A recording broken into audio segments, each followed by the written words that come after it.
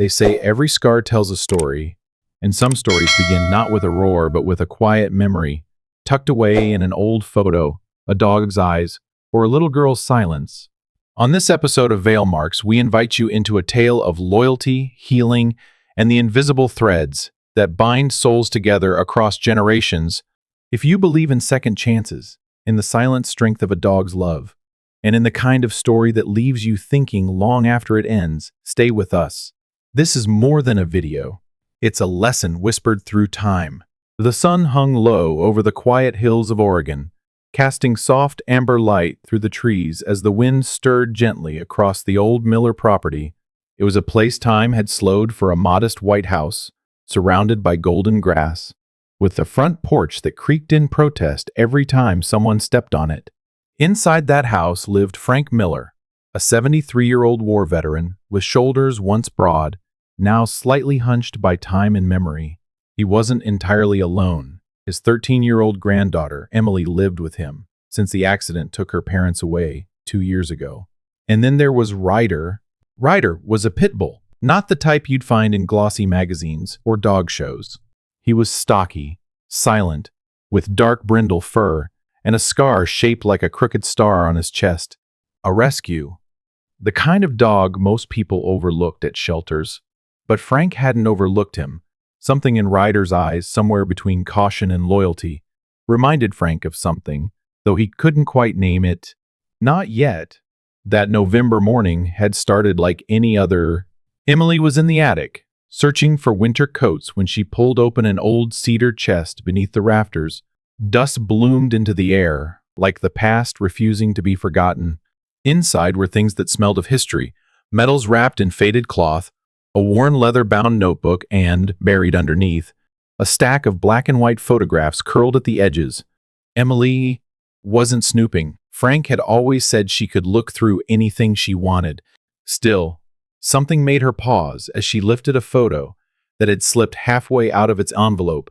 It showed a younger Frank, clean-shaven, squared shoulders, a soldier in full uniform kneeling beside a large German shepherd. But what caught her breath was not Frank's youth or the backdrop of sandbags and tents. It was the scar on the dog's chest, a star, just like Ryder's. Downstairs, Frank sat in his armchair near the fireplace, half asleep as Ryder rested his head on the man's slippered foot. Emily crept down, her eyes wide. She held out the photo. "Grandpa, is this you?" Frank blinked, took the picture in his weathered hands, and studied it for a long time. Something in his jaw tightened. He gave a small nod. "That's me," he said softly. Emily pointed at the dog. "And him." Frank didn't speak for several seconds. Then he leaned back, the chair groaning, and looked out the window as though the fields had turned into desert dunes again. His name was Shadow. "Best damn partner I ever had." Ryder, who had been dozing, suddenly lifted his head. He stared at the photograph, ears perked, muscles tensed. His tail thumped the floor once. Then again, Frank noticed, and furrowed his brow. Ryder got up, walked over to Emily, and sniffed the photo with intensity, as if recognizing something no human could understand. "What's gotten into you, boy?" Frank murmured. Emily knelt, holding the photo closer. Ryder licked the image, then backed away and sat, eyes locked on Frank. It was unsettling and moving at once. Frank ran a hand over his face, the rough scrape of beard under palm. "He saved my life." Shadow. There was a mission, somewhere near Kandahar. We were under heavy fire. I thought I wasn't coming home. But he paused, voice suddenly thick. "He pulled me out, dragged me by the arm strap like I was a rag doll, took a bullet for me." Emily's eyes watered. "What happened to him?" Frank didn't look at her, didn't make it back. Silence settled over the room. The fireplace crackled. Ryder came to sit at Frank's side again, but this time rested his head on the man's knee and let out a deep, low sigh. "It's just a coincidence," Frank muttered, more to himself than anyone, but Emily wasn't so sure. That night, Emily couldn't sleep. She stared at the ceiling in her little room upstairs, the photograph lying on her chest. Ryder had settled beside her bed, just like he had every night since the day they brought him home from the shelter. But now Knowing what she knew, he seemed different, larger than life, tied to something much bigger than her quiet Oregon world. The next morning, Emily went back to the attic. She needed to know more. She found the notebook, the one bound in leather, and began flipping through it. Names, coordinates, stories, and midway through, a sketch, a hand-drawn portrait of Shadow, scar and all. Underneath, one line in careful cursive: "If I don't make it home, let someone love his kind again." Chills ran down Emily's arms. Downstairs, Frank stood over the kitchen sink, watching the wind move through the trees. Ryder sat beside him, calm and still. Something had shifted. Memories long buried were stirring. Not painful, exactly, but unresolved. There was a connection here, and it was growing impossible to ignore. As the days passed, Frank found himself talking more, sharing things he had kept locked up for decades. Emily listened, with the wide-eyed focus only children possess. She began recording little stories in a journal, things about Shadow, about war, about courage, and Ryder, always nearby, would sit as though he too were listening, as though, on some deep level, he remembered it all. One afternoon, Emily turned to Frank and said, "Do you think Ryder is part of him? Like family?" Frank didn't answer right away. Instead, he crouched down and ran a hand through Ryder's fur, stopping at the scar. The dog leaned into him, just like Shadow once had. "I don't know, honey," Frank said, voice barely above a whisper, "but I believe in more than coincidence now." And somewhere deep in Ryder's chest, a soft rumble began. Not a growl, not a bark, just something between memory and instinct. Whatever he was before, Ryder had come home. 2 years before Emily discovered the photograph that would change everything. Her life had already been rewritten by tragedy. It was a wet November morning when the call came. Frank Miller, a 73-year-old veteran with more memories than he cared to recall, stood silently in his kitchen as the voice on the phone told him the unthinkable: his daughter and her husband had died in a car crash on a fog-slicked highway. Just like that, Emily, his 10-year-old granddaughter, was orphaned, and Frank, who thought he'd buried all the grief he could possibly endure back in the jungles of Vietnam, was once again forced to pick up the shattered pieces of his world. Emily moved into Frank's modest house on the edge of a sleepy Oregon town, a house filled with quiet corners and even quieter regrets. She was a fragile presence in those first few months, a shadow with hollow eyes and a silence that clung to her like a second skin. Her laughter, once so effortless, had disappeared. She cried in secret and barely ate. Frank, hardened by war but helpless in the face of a child's grief, could only watch. He didn't know how to reach her. He had fought enemies in the field, but never the kind that lived inside a broken heart. He tried to talk to her. Sometimes, stories about her mother, memories from the past, even bad jokes he hadn't used in decades, but they all seemed to drift into the air and disappear. There was a chasm between them, one carved by loss and kept wide by pain. Then, one cloudy afternoon, Frank went to the animal shelter. He didn't know why. Maybe it was the loneliness. Maybe it was something deeper, a memory stirring of Shadow, the German shepherd who had once saved his life in combat. Whatever the reason, he found himself walking the rows of kennels until he saw a Pitbull sitting quietly in the far corner, not barking, just watching. The dog had caramel eyes and a scar on his chest shaped like a star. It was unusual, striking, and apparently the reason no one wanted him. "He's been returned 3 times, the shelter worker said, almost apologetically. "People think he looks too rough, but he's gentle. He just needs someone to see past the surface." Frank stared at the dog for a long moment. "What's his name?" "We call him Ryder." Frank didn't go home alone that day. When Emily saw the dog, her reaction was barely more than a glance. She didn't pet him. She didn't ask his name. She simply turned back to her book and retreated to her room. Frank sighed. He hadn't expected miracles, but Ryder didn't need miracles. He had something else: patience. He didn't push. He didn't bark or beg for attention. He simply followed Emily at a distance, sat quietly by the stairs, and curled up on the rug outside her door each night. He knew grief, he wore it in his posture, in the way he flinched at raised voices and hesitated near sudden movements. But he also knew loyalty. When Frank woke up from a nightmare sweating, disoriented Ryder would rest his head on the old man's leg, grounding him in the present.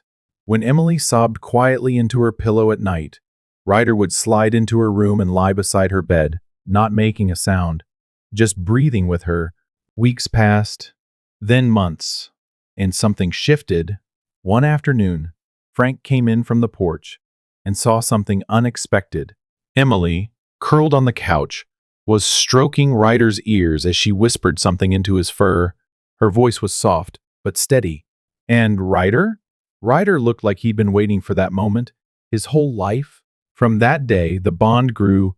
Emily began taking Ryder on walks. She fed him, talked to him, really talked, and Frank watched with a kind of quiet awe. He began to believe that perhaps, just perhaps, this dog had not come into their lives by accident, that maybe Ryder had been sent not just to help them heal, but to remind them that love could survive even the harshest storms. One evening, the power went out during a summer thunderstorm. Candles lit the kitchen in a warm flicker. As Emily and Frank sat eating peanut butter sandwiches, Ryder lay at their feet. Thunder cracked in the distance, but Emily didn't flinch. Instead, she looked up at Frank and asked, "Did you ever have a dog in the war?" Frank paused, surprised. "Yeah. His name was Shadow. Saved my life more times than I can count." Emily looked down at Ryder. "Do you think dogs remember things?" Even from before, Frank didn't answer right away. He studied the white star on Ryder's chest. It glowed softly in the candlelight. "I think sometimes they remember more than we do." That night, something in Frank's heart opened. He told Emily about Shadow for the first time, about the time the shepherd dragged him out of a foxhole moments before it exploded, about the way Shadow would press close when the gunfire came too close, about the day he watched Shadow run into danger so Frank could live. Emily listened, her eyes wide, and when Frank finished, she reached out and took his hand. "Ryder saved us too," she whispered. And Frank, eyes misty with the weight of memory and the gift of the present, nodded. In the silence that followed, Ryder lifted his head and rested it gently on both their laps. He didn't know words, but he didn't need to. His presence spoke louder than any story ever could. The snow came without warning that winter night, blanketing the small town of Ashridge in silence. It fell thick and fast, smothering every sound except the whispering wind that curled under doorways and danced through trees. Inside the modest Miller home, the fireplace crackled as Frank dozed in his worn recliner, a blanket tucked around his legs. Emily sat nearby with a book in her lap. Though she hadn't turned a page in quite some time, her eyes drifted to Ryder, curled up at the foot of the couch, his chest rising and falling steadily. Everything felt calm until it wasn't. A gust of wind slammed against the window, rattling the panes. When Emily looked back at the floor, Ryder was gone. She shot to her feet. "Grandpa, Ryder's not here." Frank woke with a start, confusion clouding his face. "What do you mean, gone? I didn't see him leave, but he's not in the house." They tore through every room, called his name out into the night. But the only response was the wind. Outside, the snow was already knee-deep, their breath forming clouds in the frigid air. Emily's voice cracked as she called again and again, but no paw prints led away from the house. They'd already been swallowed by the storm. Frank stood quietly on the porch for a long moment, eyes scanning the swirling darkness. "He went for a reason," he finally said, softly. Emily turned to him, bewildered. "You're not going to look for him." "He'll come back," Frank replied, though his voice lacked conviction. That night stretched endlessly. Emily curled on the couch with her coat still on, waiting, praying, jumping at every creak of the house. The next morning, the town awoke to startling news.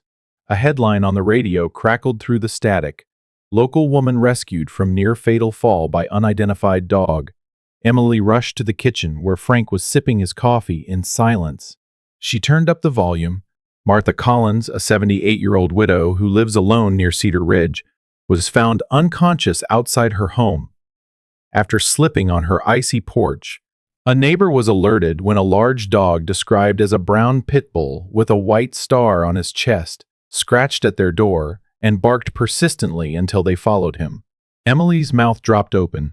That was Ryder, wasn't it? Frank didn't answer. He simply sipped his coffee, then gave a small, almost imperceptible smile. "Why aren't you saying anything?" she demanded. Frank looked at her with eyes older than his years. "Some heroes don't need applause, kiddo. Sometimes, just knowing they helped is enough." Emily blinked at him, a strange warmth blooming in her chest. True to his word, Ryder returned that evening. As silently as he had disappeared, he appeared at the door, nose dusted with snow, tongue lolling happily from his mouth. Emily threw her arms around him, burying her face in his damp fur. "You scared me," she whispered. Ryder wagged his tail and gave her a gentle lick on the cheek, as if to say, "I had something important to do." The next day, a knock sounded at their door. Frank opened it to find a thin woman wrapped in a thick coat, holding a pie covered in aluminum foil. "Martha Collins," she introduced herself, smiling faintly. "1.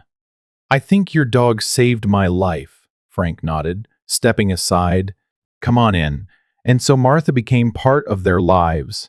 She started visiting once a week, always bringing something: sweet pies, cinnamon rolls, once even a loaf of banana bread still warm from the oven. At first, her stories were cautious and brief, but soon they spilled out like rivers long dammed. Memories of her late husband, of her younger days teaching music at the high school, of the daughter she hadn't spoken to in over a decade.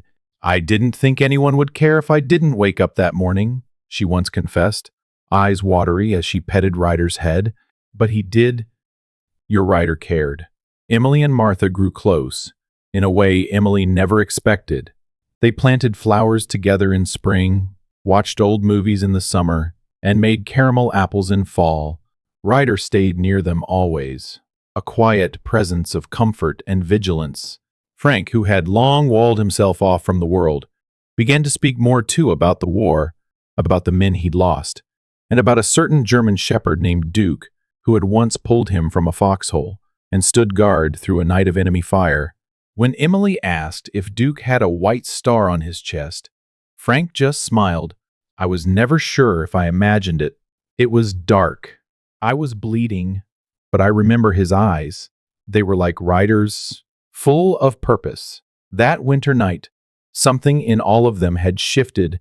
Emily no longer cried herself to sleep." Frank laughed a little more, and Martha, who had lived in silence for so long, now had a reason to leave her front porch light on, all because of one dog, a Pitbull with a scar in the shape of a star and a heart bigger than the storm. Spring came slowly that year, as if nature itself hesitated to move forward.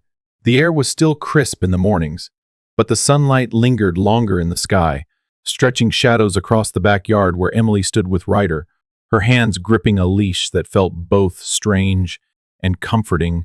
It had been weeks since the winter night. Ryder had vanished and returned like a silent hero. Since then, something had shifted, not just in Ryder, but in Emily too. A quiet bravery had begun to grow in her, rooted not in words but in presence. She was no longer the girl who clung to silence or cried when no one was watching. She was learning to listen, to feel, and Ryder, with his steady eyes and quiet strength, was the reason why. Frank had noticed this change. "He sees the sadness in you, the way Duke once saw it in me," he'd said one morning, watching them through the window. "Maybe it's time you learned how to speak his language." That's how the training started. Twice a week, a young man named Nolan came by the house. He was tall, soft-spoken, with a patient way of speaking to both dogs and people. Nolan was the son of Frank's war buddy, someone who never came back but left behind stories and now a legacy. Nolan had grown up hearing about Frank and Duke. When he heard Ryder's story, he offered to help. At first, Emily was skeptical. She didn't like strangers, especially those who smiled too much. But Nolan didn't push. He simply showed up, stood by, and let her come to him when she was ready. "I'm not trying to change Ryder," he said on their first session. "I'm trying to help you understand how he already sees the world. It began with the basic simple commands, treats, eye contact, but Nolan went beyond obedience training. He taught Emily how dogs read heartbeats, how they follow breath patterns, how they sense the tremble of a hand or the shift of a mood before a person even knows they're feeling something. Trust is a two-way leash, Nolan said one afternoon. If you want him to trust you, you've got to be willing to trust him first. Emily took that to heart. With each session, she let herself open just a little more. She spoke to Ryder not just in commands, but in whispers, in glances, in silences that no longer felt so lonely. Sometimes, in the middle of practice, memories of her parents would wash over her. Her mother laughing in the kitchen, her father fixing her bicycle. For the first time in 2 years, she didn't try to push the memories away. She let them sit beside her, like old friends returning after a long journey. "I don't feel like I lost them anymore," she told Frank one evening, her voice soft. I still miss them, but I have Ryder now." Frank placed a hand on her shoulder. "You always had Ryder. You just didn't know how to hear him yet. It wasn't just Emily who changed." Ryder, too, began to reveal something more. He became reactive to specific sounds, cries, yells, even the whimper of a child. One day, during training at the local community center, he broke away from Emily, mid-walk, and ran to a man sitting alone on a bench. The man was a veteran, like Frank, staring into nothing, his hands trembling. Ryder sat quietly beside him, pressing his body gently against the man's legs. The man looked down, startled, then began to cry. That was the beginning. Frank and Emily started bringing Ryder to the community center every weekend. It wasn't official therapy, but it didn't need to be. Ryder seemed to know who needed him most. He'd sit beside a woman too anxious to speak, rest his head on the lap of a teen who hadn't smiled in weeks, or quietly lean into a veteran frozen by a memory no one else could see. "He has a gift," Nolan told them after one of those visits. "You can't train that. That's just who he is." But maybe it wasn't just Ryder. Maybe it was what he'd been through, the abandonment, the scar, the loneliness that made him understand pain so well. Maybe he and Emily weren't so different after all. One afternoon, after a long day at the center, Emily lay in the grass with Ryder. The sun was warm on her skin, and the breeze carried the scent of fresh earth. Ryder rested his head on her chest, his ears flicking at the sound of birds. "I used to think I was broken," she whispered.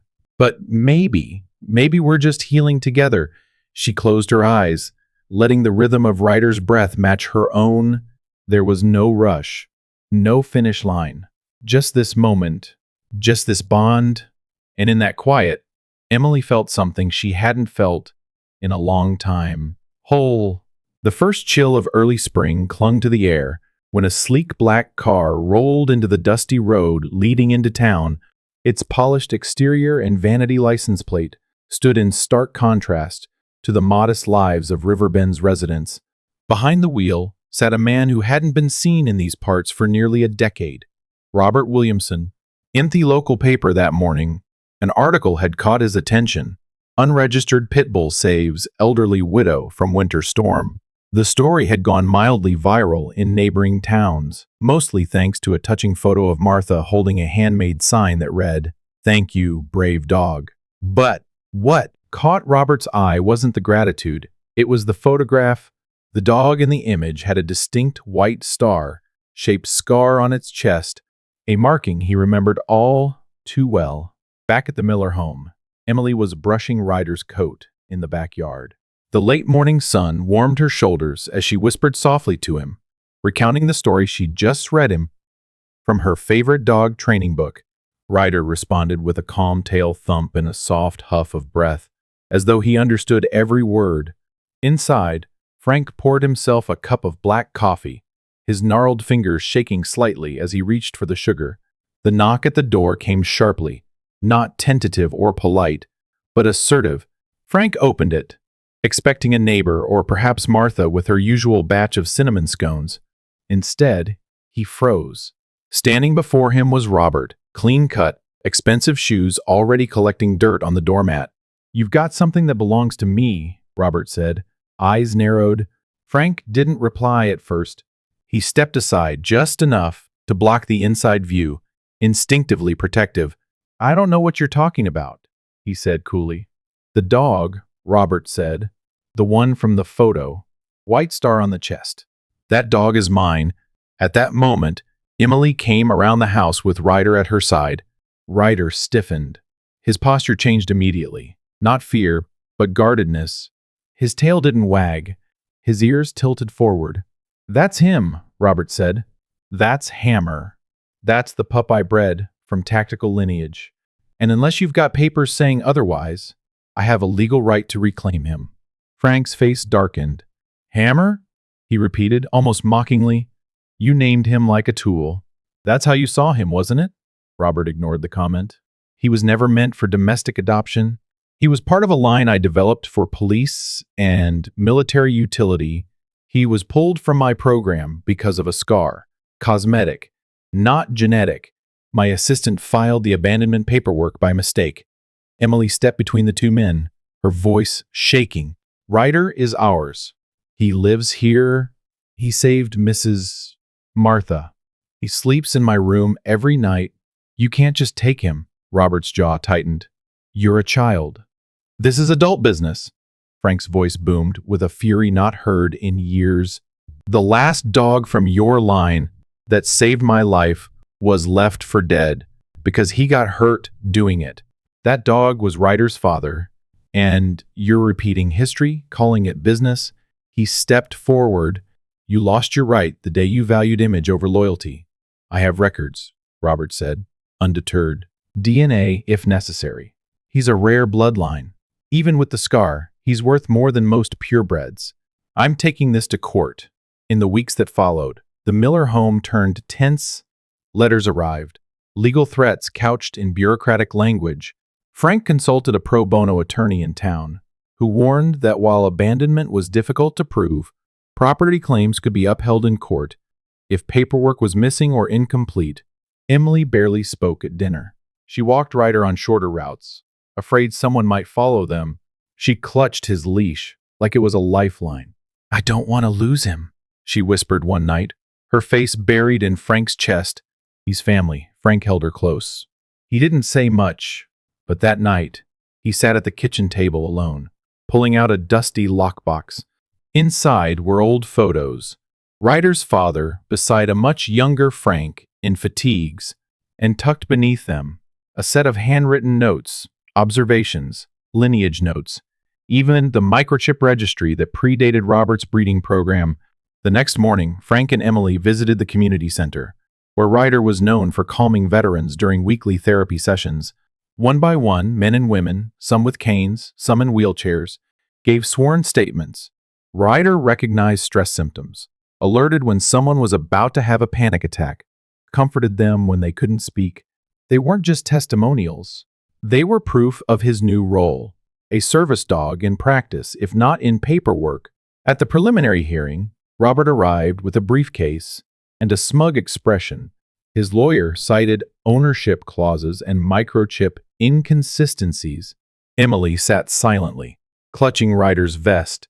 But when Frank spoke, the room quieted. "This dog isn't just flesh and blood," Frank said. "He's been to the edge of the woods alone to save a life. He's lain at my granddaughter's feet when she cried for her parents. He's become a guardian, a healer, and a reminder that loyalty doesn't come from pedigree, it comes from heart." The judge reviewed the statements, the letters, the training logs. A temporary hold was placed on removal. A final decision would come in 30 days. Outside the courthouse, Emily knelt beside Ryder, pressing her forehead against his. "No matter what happens," she whispered, "you'll always be my hero." Frank stood nearby, watching Robert retreat to his car, frustration etched on his face.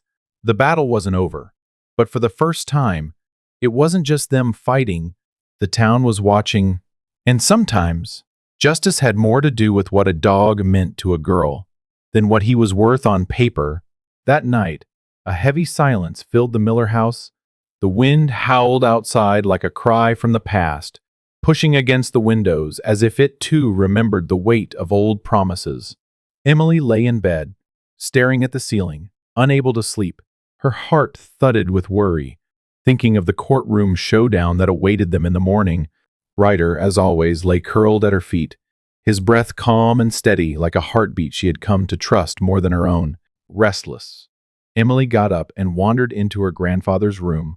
He had fallen asleep in his old recliner, clutching a wool blanket and whispering faintly in his dreams, perhaps reliving a memory from the war. Her eyes drifted toward the wooden floor, under the bed. Something metallic glinted faintly in the moonlight. She knelt down and reached beneath, pulling out an old, dust-covered tin box, its edges rusted and the latch barely holding on. Inside, time seemed frozen. There was a folded letter, its edges yellowed with age, addressed in her mother's handwriting, "To Dad and Emily, in case we don't come back." With trembling fingers, Emily opened it. Her parents had written it before their final humanitarian mission abroad, expressing their love and fears. Her mother spoke of Emily's strength, and her father ended the letter with a line that burned into her soul. "And if anything happens, know that Ryder will be your light in the dark, just as his bloodline once saved your grandfather's life." Under the letter lay a leather-bound file. It smelled of tobacco and history. She opened it to find papers that seemed to hum with significance. One document bore a government seal and a dated signature, Handler Certification of Service Dog Legacy Program. There were fingerprints, Frank's, and a second man's. A name leapt off the page, Captain David Monroe. Emily's eyes widened. That was Nolan's father. The document outlined an agreement made years ago. If anything ever happened to David, his line of trained nines would be entrusted to Frank Miller. Ryder's lineage had been traced back to Valor, the legendary dog who had pulled Frank from burning rubble in a battlefield decades ago. Ryder wasn't just a random rescue. He was part of something sacred, part of a promise forged in the fire of war. Tears welled up in Emily's eyes as she held the box to her chest. The weight of it wasn't just physical, it was emotional, spiritual, generational. "Now I understand," she whispered. "Now I see why you looked at Ryder the way you did. Grandpa, why you fought so hard to keep him. The past wasn't just a memory. It was alive, in this house, in that box, and especially in the heartbeat of the dog sleeping at her feet." She tiptoed to the living room and woke Frank. "Grandpa," she said softly, "I found something." Frank blinked awake and took the box in his weathered hands. As he read the letter and scanned the file, his expression shifted from confusion to recognition to deep, aching pride. "David kept his word," he said, voice hoarse. "Even from the grave, he made sure Ryder found his way to us," Emily added. "No," Frank corrected her gently, resting a hand on Ryder's head. "Ryder chose us, just like Valor chose me." The next morning, Emily stood at the courthouse steps, her boots scuffing the frosty sidewalk, the tin box cradled protectively in her arms. Inside, Ryder walked calmly beside Frank, head held high like he knew the importance of the day. The courtroom was filled with a quiet buzz, as Robert Williamson sat smugly with his lawyer, tapping a pen like a man who had already won. But when Emily stepped forward, the room fell into a hush. She wasn't just a child anymore. She was a young girl carrying the weight of her family's legacy and the truth of a bond that stretched across generations. She laid the documents on the judge's bench and cleared her throat. "My name is Emily Miller. I may be young, but I have something important to say." She spoke of Ryder, of his place in their family, of the nights he comforted her and the days he brought joy back to her grandfather's eyes. Then she told the story of Valor, the dog who had saved a soldier's life in war, and how Ryder was his descendant. She described the document, the promise between two men who had lived and nearly died together, and the sacred oath they made to protect that legacy. She finished, voice cracking. "Ryder isn't just a dog. He's family. He's history. He's a living promise, and I won't let anyone tear that away." The judge asked to review the documents. Robert's attorney tried to object, but the room had shifted. The weight of truth, of loyalty, of love that was something no legal loophole could override, and in that moment, even the most hardened heart could feel it. Frank placed a hand on his granddaughter's shoulder. His voice was low, but carried across the room. "Your Honor, I buried brothers in that war, but I survived because of a dog that never gave up on me. Now that same bloodline is saving my granddaughter. If that's not worth honoring, I don't know what is." The judge nodded solemnly and requested a recess to deliberate. Outside, Emily, Frank, and Ryder sat on a bench in the cold sunlight streaming through winter branches.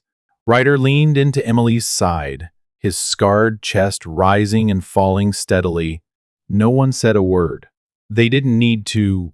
In that silence was a bond that no lawsuit could sever. And in Emily's heart, a fire had been lit not of anger, but of understanding. This wasn't just about keeping a dog. It was about honoring love, sacrifice, and the silent pacts made between souls, human and canine alike. And tomorrow, they would walk back into that courtroom, not just with evidence, but with a legacy. The courtroom was silent, filled only with the soft creak of wooden benches and the quiet hum of nervous breath. Emily stood near the front, her hands gripping the edge of the podium.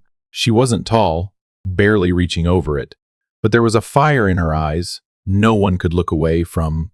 At her feet lay Ryder, calm and dignified, the faint star-shaped scar on his chest glowing under the morning light slanting through the windows.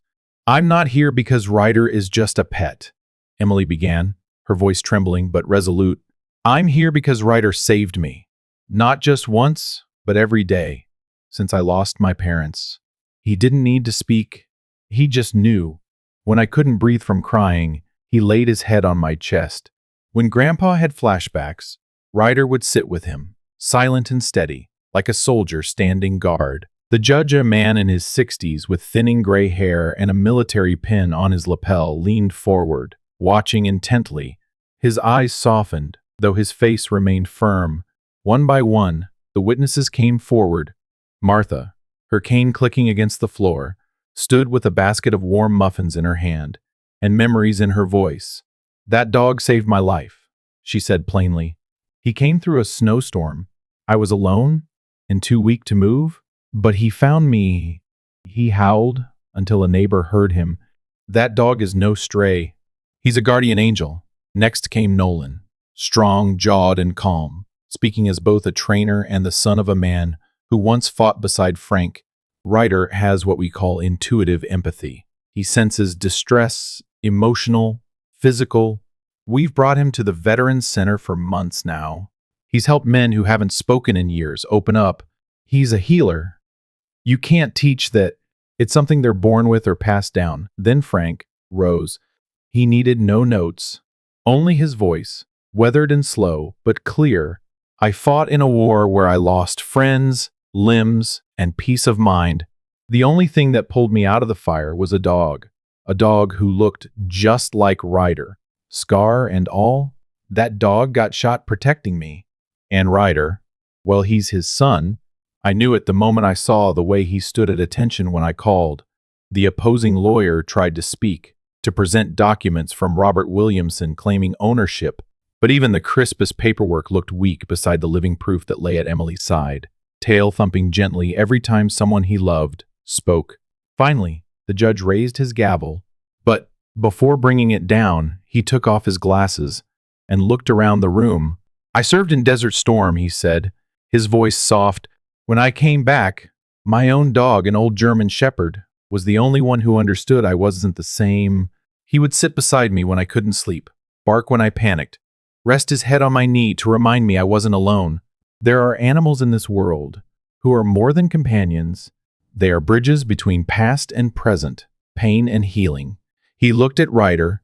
The dog met his gaze, then gently laid his head on Emily's shoe. The judge smiled. "This court recognizes Ryder not as property, but as a sentient being with clear emotional ties and contributions to this community. Custody remains with Miss Emily Miller and Mr. Bourne, Frank Miller." Case dismissed. The room erupted in quiet applause. Tears rolled down Emily's cheeks as she dropped to her knees and hugged Ryder, who licked her face in return. Outside the courthouse, the sun had broken through a week of gray. Reporters took photos, but none could capture what was most powerful: the way Ryder stood proudly, tail held high, beside the people who had chosen him not for his pedigree, but for his heart. 1 year later, A new building opened just outside of town, Starlight Rescue. The name was Emily's idea after the scar on Ryder's chest. The star that had guided all of them, Starlight Rescue, became more than a shelter. It was a sanctuary, a place where dogs with flaws found purpose, where veterans found comfort, and where people like Emily found their voice again. Nolan joined the team as lead trainer. Martha came by every Thursday with baked goods and stories. And Frank, though older and slower now, sat by the front desk most days. Ryder curled up at his feet, like in the old war photo.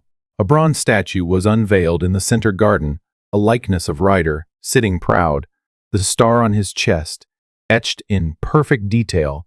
Beneath it, a simple inscription read, "The heart that healed, the soul that stayed." Visitors often paused before it, running their fingers over the cold metal and whispering to their dogs.